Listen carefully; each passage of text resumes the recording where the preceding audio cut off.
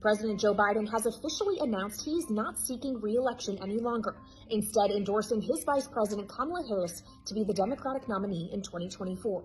She says that is a nomination she intends to earn. But a lot still has to happen, so here's how this goes next.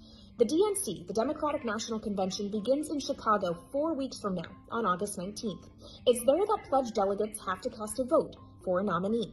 Joe Biden earned 99% of those pledged delegates throughout the Democratic primary process, and party rules say that those delegates, in all good conscience, must reflect the sentiments of those who elected them.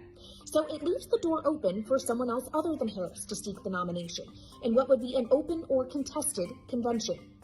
Harris does have a few advantages, including the endorsement from Joe Biden, which could hold sway with delegates, as well as the notion that she has access to the hundreds of millions of dollars in the Biden-Harris campaign war chest that another candidate would have difficulty accessing. If Harris can secure her place at the top of the ticket, the next question becomes, who could join her on it? A number of vice presidential nominee names have been floated, including the likes of Governor Gretchen Whitmer of Michigan, Josh Shapiro of Pennsylvania, even Senator Mark Kelly of Arizona, all representing key swing states that could be critical in securing the 270 electoral college votes needed to win the presidency in November.